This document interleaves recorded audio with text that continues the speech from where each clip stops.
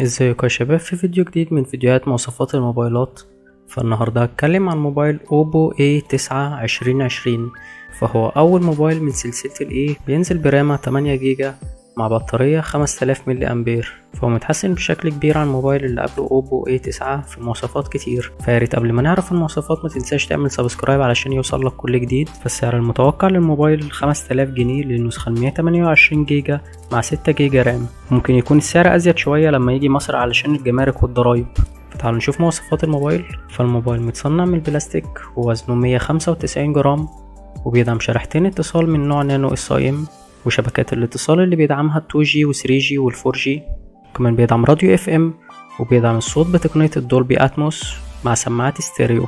والشاشة بتيجي بشكل النوتش على هيئة الوتر دروب، فبتيجي من نوع IPS LCD بمساحة 6.5 إنش بجودة ال HD+، بدقة 1600 في 720 بكسل بمعدل كثافة بكسلات 270 بكسل لكل إنش. وبتدعم الشاشة الأبعاد العرض الجديدة 20:9، وبتحتل الشاشة من الواجهة الأمامية نسبة 89%. والموبايل بينزل بإصدارين، فالإصدار الأول بمساحة 128 جيجا مع رامة 6 جيجا، والإصدار التاني بمساحة 128 جيجا مع رامة 8 جيجا. وبيدعم الموبايل كارت ميموري لحد 256 جيجا. أما المعالج فبيجي من شركة كوالكوم من نوع سناب دراجون 665، ومعالج رسومي من نوع أدرينو 610، فهو نفس المعالج اللي موجود في ريدمي نوت 8 وريلمي 5. فالمعالج بيقدم أداء كويس جدا في المهام اليومية بشكل ممتاز. أما الكاميرا الأمامية فبتيجي بدقة 16 ميجا بكسل بفتحة عدسة 2، والكاميرا الخلفية فبتيجي رباعية.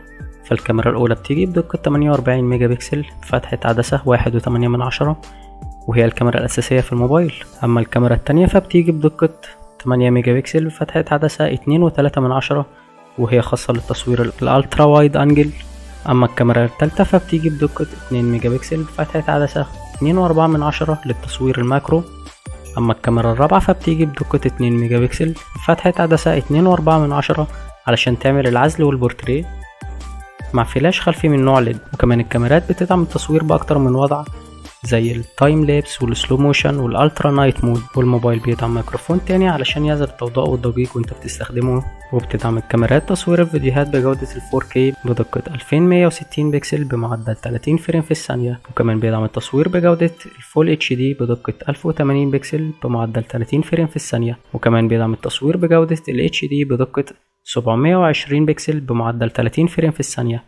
وبتدعم الكاميرات المثبت الإلكتروني ال EIS. في مكان ال USB بيجي من النوع العادي اللي هو المايكرو USB، وبيدعم خاصية ال OTG، ولكن لازم تشغلها من إعدادات الموبايل. وبيدعم الموبايل كمان فتحة 3.5 ملي الخاصة بسماعة الأذن.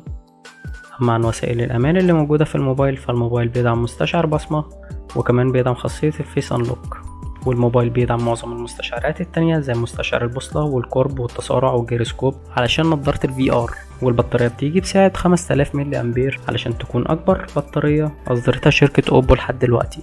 والألوان اللي نازل بيها الموبايل اللون الأخضر واللون البنفسجي. فمن عيوب الموبايل إن هو ما بيدعمش الشحن السريع، ومكان ال USB بيجي من نوع مايكرو USB، ودقة الشاشة قليلة جدا حتى أقل من الجيل اللي قبله أوبو A9. أما من مميزات الموبايل فاستجابة البصمة سريعة، وكمان ممكن تستخدم الموبايل كباور بانك علشان يشحن الموبايلات التانية.